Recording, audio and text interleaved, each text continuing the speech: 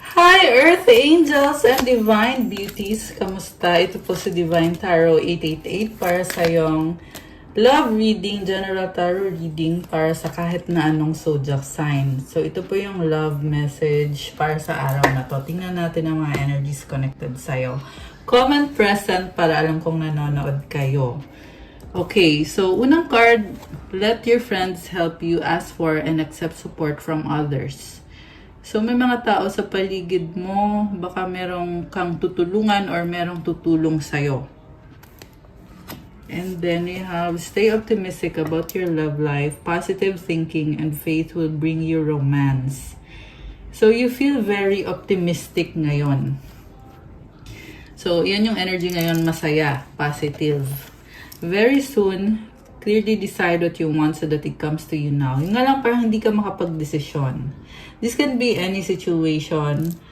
Sa love life mo, sa career mo, sa family, sa kung anong mga situation. Parang feeling mo ngayon, hindi ka makapag-decide. So, kapag daw maliwanag, or kapag daw nagdesisyon ka, makukuha mo agad kung ano yung gusto mong i-manifest. Children, your love life is being affected by children. So, pwede din to mga memories or merong mga bata sa paligid mo. Yung iba sa inyo may mga alaga, may mga dogs. Okay. So, when it comes to love naman, merong mga iba-ibang tao sa paligid mo. Yun nga lang, hindi ka pa makapag-decide kung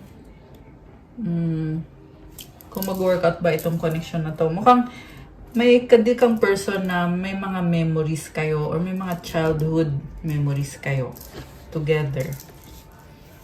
So, ano pa ba mga energies connected sa'yo ngayon? It is all too much. Oh, okay. Ano pa? Why do I feel this way? Oh my gosh, sex with you. So, there is someone na attract sa'yo pero na-overwhelm siya kasi hindi maganda yung mga nangyayari sa buhay niya ngayon. My life is a mess right now. So, yeah, pero alam niya na gusto ka niya or na-attract siya sa'yo. I want out. I can't talk to you right now. Don't put up with my BS. Oh, okay. So, yung isa, gusto makipag-usap kasi gusto makipag-ayos. Samantala, yung isa naman ay give up na or sumuko na. I feel like ikaw to, ayaw mong pansinin yung person na hindi nakakabuti sa'yo or nakagawa ng kasalanan sa'yo. Kasi you don't want to put up with their BS or kumbaga hindi mo ito tolerate yung mga treatment niya sa'yo or yung pinaramdam niya sa'yo. Okay? Meron dito talagang gusto ng mag-move on. I want out. Okay. So, tingnan natin. Ito pa, may gusto pang lumabas na mga mensahe. I feel lonely. You've triggered me. Oh my gosh. So, may na-trigger sa'yo. May person dito na natitrigger siya sa'yo. Kailangan kanya very needy in a toxic way or in an unhealthy way. Okay. Gusto kong tingnan from the tarot. Alisin ko muna itong mga cards na to, guys. Kasi tingnan natin from the tarot kung ano bang intention sa'yo nitong person na ito. Okay, alisin ko muna to. Ayan. Anong intention sa'yo nitong taong kalyo mo? Anong intention niya sa'yo? Ayun. Nga pala, like po ng video, comment kung kilala nyo na ba ako or kung bago lang ba kayo dito sa channel na to. Let me know para masagap natin ang kwento ng buhay mo dito sa mga readings na ginagawa natin. And also, para naman dun sa hindi interesado sa ganitong klase ng reading, huwag nyo na pong panoorin. Okay? So, ito na guys. Overall energy is the Justice card. Oh. Someone wants to wants to achieve fairness, balance, justice. So, matapang na tao itong person mo. Baka may kadikang Libra. Ayan. So, the Chariot crossed by the Knight of Cups. Below is the Strength card. Above is the Wheel of Fortune. Behind is the Emperor. And before is the Tower. Alam mo, okay, bababa ko yung camera ng konti para makita nyo. Alam mo, sobrang kang mahal nitong taong to. Mukhang na-obsess nga sa'yo eh. And this could be someone na hindi kayo naging okay kasi andito yung Tower. Pero ngayon, ikaw ang laman ng puso't isip niya. With this Wheel of Fortune, may pagbabalik. Okay? Kung may narinig kayo sa background, yung pusa ko po yan. Naglalaro. So, pagpasensyahan nyo na yung mga sound. Anyway, Wheel of Fortune is here. The Wheel of Fortune is all about change and a positive change. Expansion, growth. So, kumbaga umikot yung gulong ng kapalaran, 'di ba? So, bagong-bago tong energy na to. Kung hindi naging okay yung connection nyo, nakikita ko, nag-iba yung ihip ng hangin. Okay? So, very positive na energy. Gusto ka niya, mahal ka niya, and there is healing. Although, nakikita ko dito, andito yung Tower eh. So, hindi pa pinapakita sa'yo na kung ito nga ba yung tao makakatuluyan mo. And actually, sa totoo lang, mukhang hindi. Okay? Pero, remember, hindi to sa lahat magre-resonate kasi general reading. So, sabihin natin, hindi nga kayo magkakatuluyan, pero, mahal ka kasi niya eh. Yan ang sabi dito eh. So, ito siya, oh, the Emperor. Nagkaroon siya ng healing. This is someone enlightened. Kita mo merong sun dito sa likod, 'di ba? So, naliwanagan siya. Nagkaroon siya ng mga pagbabago sa buhay niya. Hawak niya yung ankh. So, this is a symbol of death and rebirth. Ang kahulugan naman nun is pagbabago. Kung ano yung naging ugali niya towards you, binabago niya ngayon. So, also may crown siya. So, this is an achievement na na-unlock niya. Okay.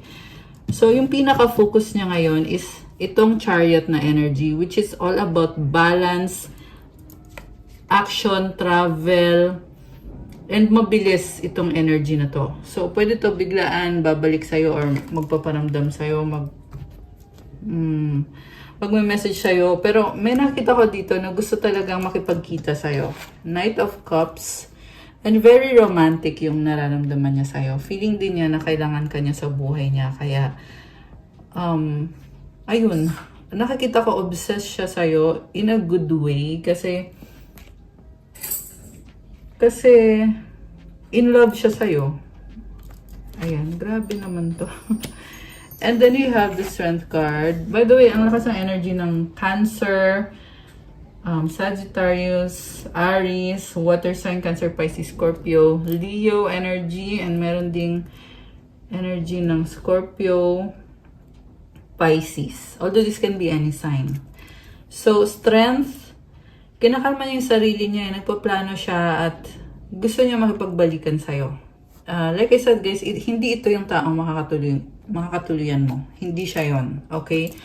Pero, gusto ka niya makita, makasama, romantic yung nararamdaman niya sa'yo, in love siya sa'yo ngayon.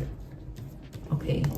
And then, supportive energy is the Page of Pentacles. So, nagpaplano siya, pero wala pang action na literal na ginagawang effort. Pwede din to na something new na gusto niya i-offer. Pwede tong message na may sasabihin siya or peace offering, may bibigay siya sa'yo something na ikakagaan ng loob mo. Ang tingin niya sa'yo is the Six of Cups. So, pwede tingin niya sa'yo ay you are young or bata, childish. And tingin niya sa'yo is nag-take-care siya sa'yo, mabait ka sa kanya at may mga memories kayo together. So, alam mo mukhang mahalaga sa kanya na naging mabuti ka sa kanya.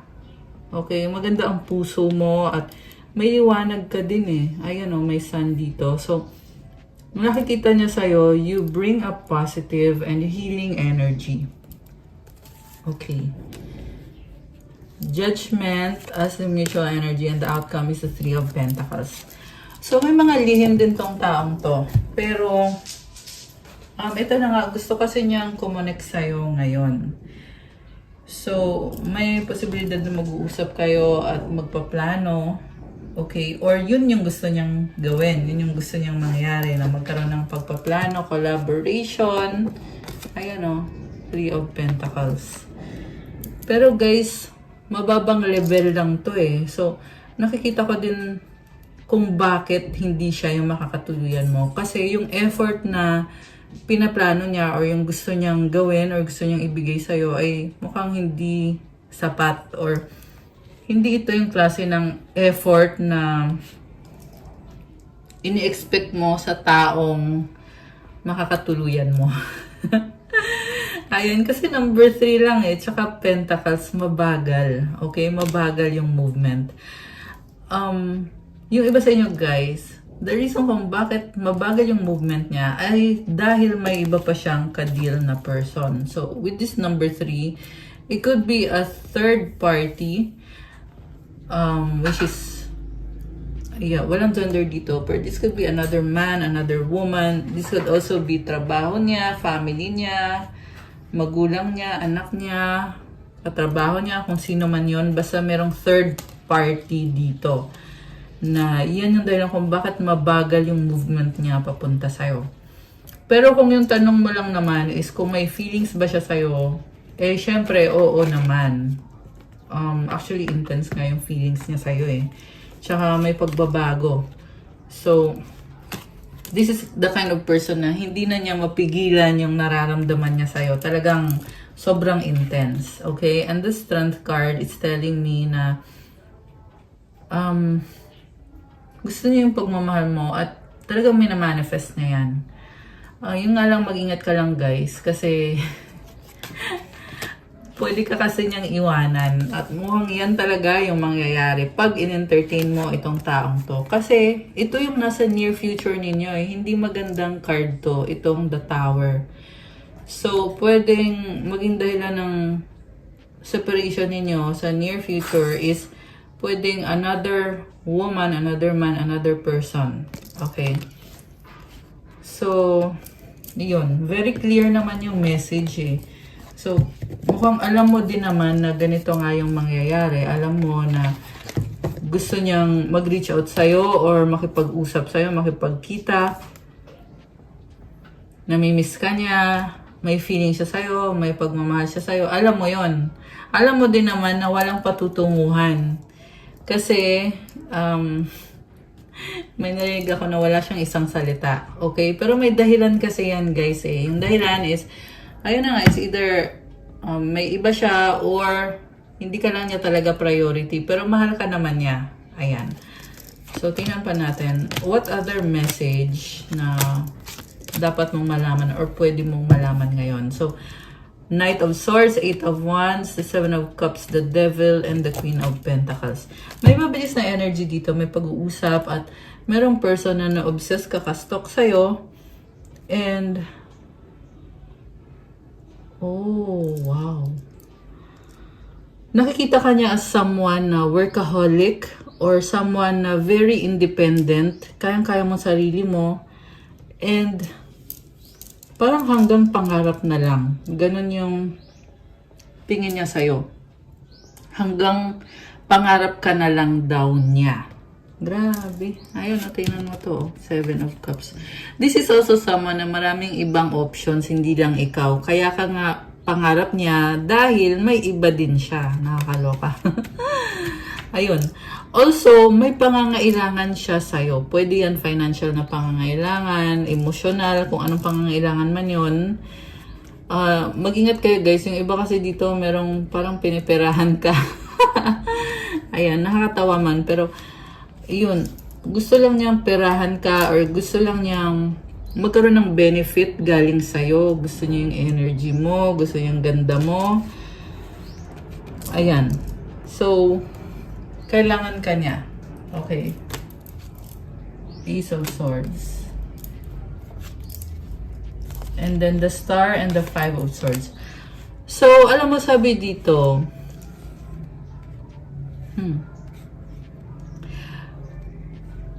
so, nagkaroon siya ng healing eh. Baka may kang Aquarius, Air sign, Gemini, Libra, Aquarius, so this can be a sign. So, itong Aquarius na to ay umaasa, pero at the same time, nafe-feel naman niya na wala na siyang pag-asa. Pwede din tong ikaw, okay, roles can be reversed, pwedeng ikaw to, na you are hoping na sana nga mag-workout to, pero alam mo din sa sarili mo na kahit yun ang gusto mong mangyari, pero hindi rin. Ayan. So, comment nyo dyan kung kayo ba yun. Yun kasi yung nakita ko dito eh. Merong feminine energy dito na talagang umaasa. So, kung ikaw to, sinasabi dito, andun man yung positive energy, andun man yung pag-asa, pero at the same time, mukhang alam mo na din naman na hindi rin mag-workout. Ayan, nakakalungkot man, pero yun kasi yung lumabas dito eh. Pero, it's not totally malungkot kasi maganda yung energy mo eh. So, ano bang dapat mong gawin? Dapat gamitin mo yung energy na yan para sa sarili mo at hindi para sa isang lalaki or isang tao, babae, lalaki, or kung ano man ang gender nitong taong to. Hindi para sa kanya. Okay? But para sa'yo. Kasi, pag ginamit mo yung energy mo para sa'yo, mas magiging successful ka, mas magiging masaya ka, productive, maswerte, mas magiging positive yung energy mo. Kasi pag binigay mo yung energy na yan sa ibang tao, siya yung gagamit ng energy na yan. Ganun yun, guys. That's the system. And kailangan maging wise ka sa energy na yan. Kasi star to eh. Very, ayan o. Ayan. You are someone na na-attract mo kung ano yung minamanifest mo. Ngayon, gamitin mo yung manifestation power na yan para sa sarili mo. Okay, tingnan mo, ang ganda ng suot niya. Maraming liwanag, maraming stars. At dito mismo, sa image na to, may mga stars at merong isang malaking star sa gitna. Ayan, may crown pa siya. Oh. So, gamitin mo yan para sa sarili mo. Yan yung pinapasabi sa'yo ng mga angels mo. Be wise. Five of Cups. Meron dito nangihinayang pa rin. Parang inisip mo na alam mo na hindi mag-workout kaya nalulungkot ka. Okay. O pwede ding, yung iba kasi sa inyo guys, wala na kayong pakialam sa taong to. Okay. At siya yung nalulungkot. Kasi alam niya na wala kang pakialam sa kanya. Okay. So, pwede ding baliktad. Ayan, marami kasi tayong nasasagap dito. Marami ding nanonood dito sa channel na to. At tandaan nyo po na general reading po ito. So, hindi po talaga sa lahat magre-resonate. Okay? So, ito, tingnan natin ngayon. Ano pa ba yung mga gustong sabihin nitong taong to? I am excited for our future. I am not happy anymore. You give me strength. I need you to be away from me. Oh my gosh. Being near you is intoxicating. Okay, yung iba sa inyo, may kadi kayong person na pabago-bago ng isip, toxic, very controlling, kasi kinokontrol niya kung anong gagawin mo, at you are my peace. Ginagamit ka lang niya para sa energy mo, kasi napapasaya mo siya, nabibigyan mo siya ng peace. Okay? Pero hindi ito yung healthy na tao para sa'yo. I don't believe you. Ayan o. Parang pinapalabas kang sinungaling nitong taong to.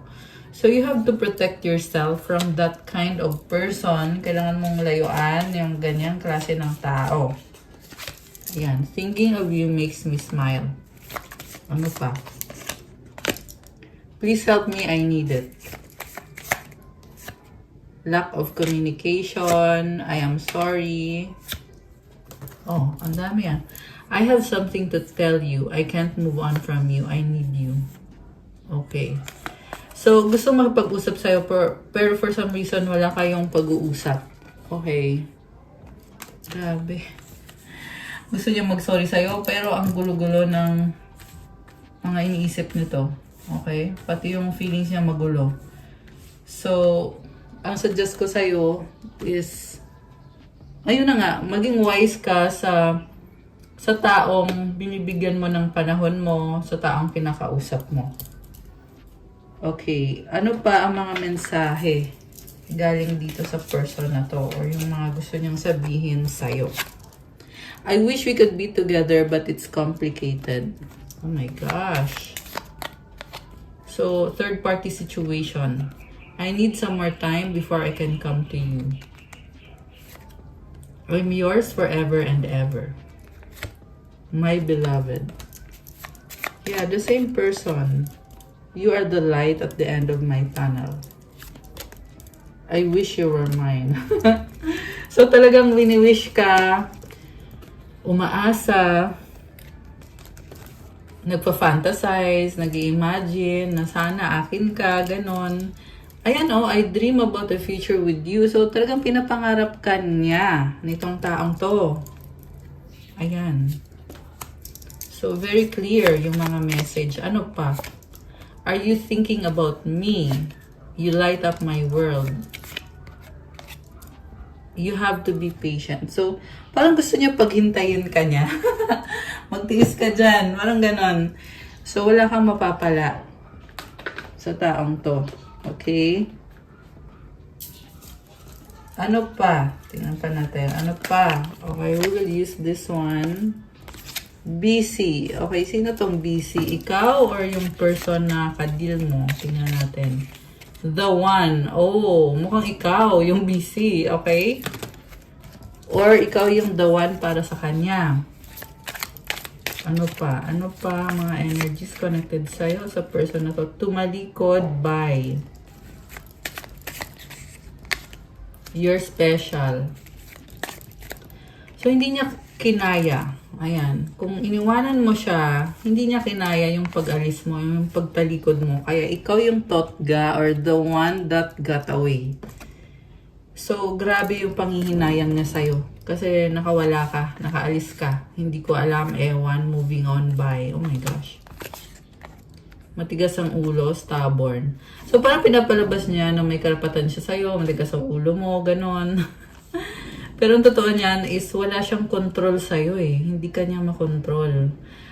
Ang nakikita ko sa person na to, siya yung controlling at the way siya mag-isip, hindi maganda. Waiting for you. Okay, hinihintay ka niya. Okay, decision. Pahinga, time out. Okay. Hinihintay niya kung ano yung decision mo. Forever soulmate. Oh, okay.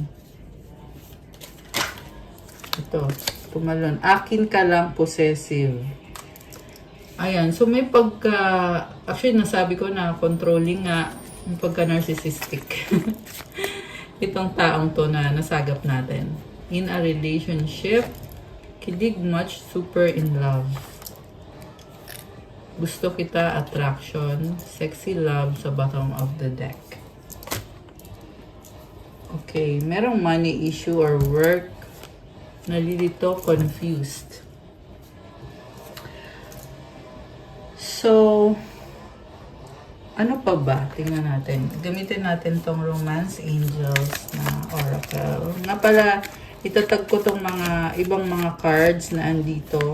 Pwede nyong orderin kung gusto nyo. Gamitin nyo yung link dyan, guys. So, give your relationship a chance. Okay, pasensya na napunit kasi. Work on your partnership. Release your ex. The time has come to clear your energy. So, may dalawang person eh. Merong ikaw at merong ex. So, yung sa inyo, gusto niyang bigyan ng chance. Pero meron din siyang ex na nilet go. Kapalit mo. So, mukhang papalit-palit ng person itong taong to na nasagap natin. Free yourself. It's time to take back control of your life. So, feeling mo ngayon malaya ka eh. Na-enjoy mo yung life mo or malaya ka. Na-feel mo lang na kaya mong kontrolin yung sarili mong buhay. Kasi iniwasan mo itong taong to. Children. Okay, nalaglag siya. Your love life is being affected by children. May anak ka or may anak kayo. Okay, may mga bata sa paligid. Let go of control issues. Allow the situation to unfold naturally. Oh, I love it. Alam mo, nakikita ko sa'yo, hindi mo minamadali. Mahaba yung patience mo. Soulmate, yes, this is your soulmate. Okay. Alam mo, nakikita ko dito, may bagong person eh. Kasi nga, hindi mo kinokontrol yung mga bagay-bagay. Kaya ngayon, papasok sa buhay mo itong soulmate na ito. Okay? That is another person para sa'yo. New person. At yan talaga yung taong para sa'yo. Grabe! Ayan guys, para sa mga nagmamanifest, i-claim nyo na yan. Okay, ngayon gusto kong tinan ang mga message naman. Galing naman sa angels mo para sa'yo. Pero aalisin ko muna tong mga cards na to. Okay? Ayan. Ayan. So, okay. Ayusin ko muna. Ito yung mga mensahe galing sa angels mo. At mga energies ngayon na connected sa'yo. Tignan natin.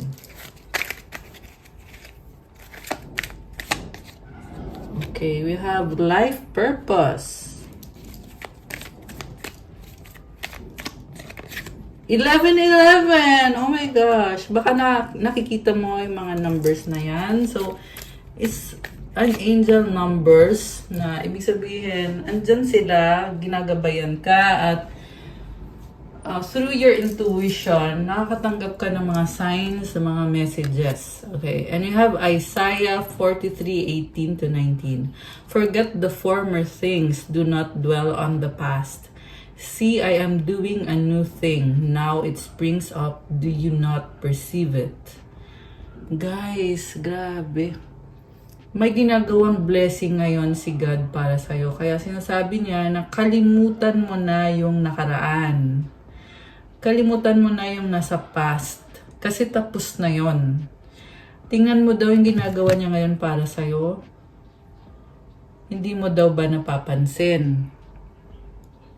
This is a strong message na sinasabi sa'yo na may bagong simula at may blessing ni God itong bagong simula na to para sa'yo. I love it. I am making a way in the wilderness and streams in the wasteland.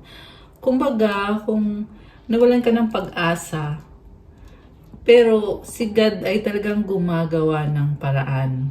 So, i-claim mo tong napakagandang message na to. Thank you, God, for making a way. Thank you, God, for a new beginning. Grabe. Ayan o. So, again, it's Isaiah 43:18-19. 18-19. Ayan, guys. Ano pa mga message or mga energies connected ngayon sa'yo? Spiritual warrior. Okay, that's nice. You are a spiritual warrior. Empowerment! I love it. Okay.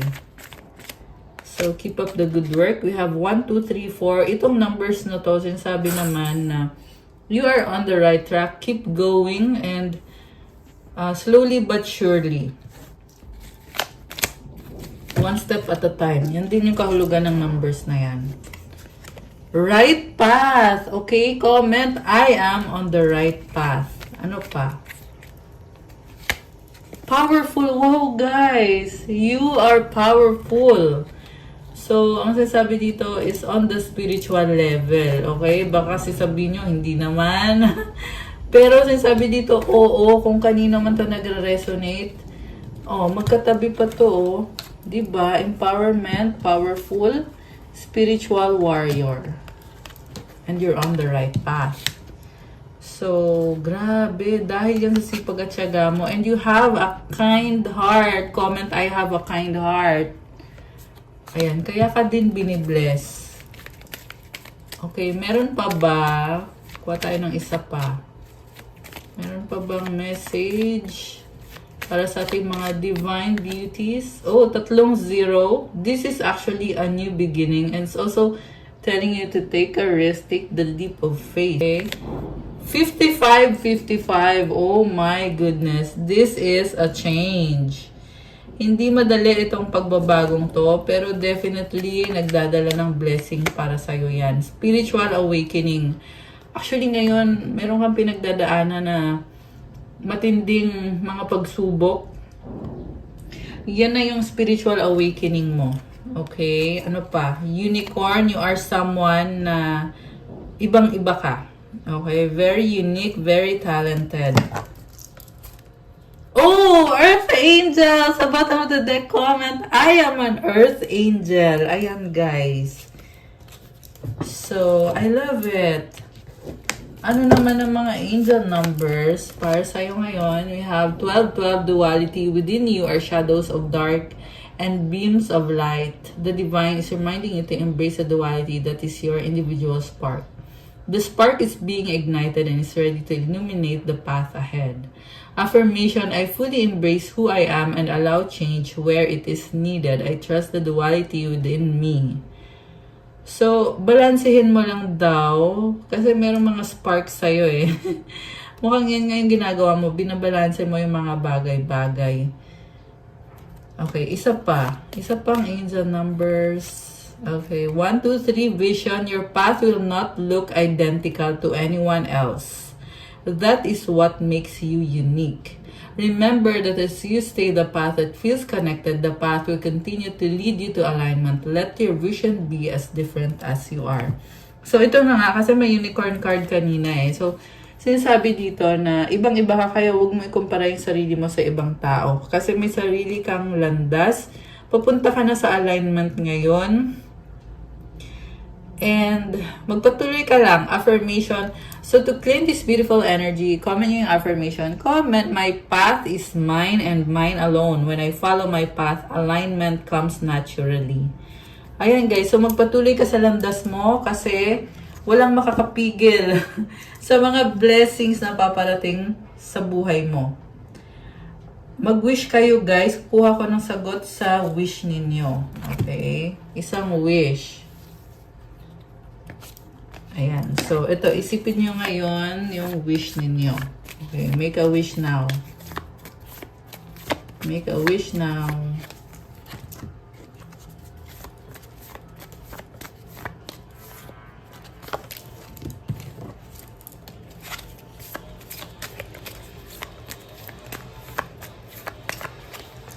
Ayan. Kuha tayo ng isang advice card. Okay. Ready na ba kayo? Nabuksan natin ang sagot sa wish nyo? Comment ready now at bubuksan na natin to. Comment ready. Kung hindi ba kayo ready, edi hindi natin pwedeng buksan. Charot. Ayan, okay. So, ito na guys. Ang sagot sa wish mo ay... Yes! Oh my gosh, I love it. It's a yes! Comment, claim, wish, granted. I-claim nyo na to, guys. Ayan, nag-yes na siya. At kung kailan mangyayari ang wish mo ay a year from now. Oh, wow naman. At ang advice para sa'yo ay helpful people. Ayan, may mga tao dito sa paligid mo na talagang binibless ka, tinutulungan ka, or this could be a community, a family.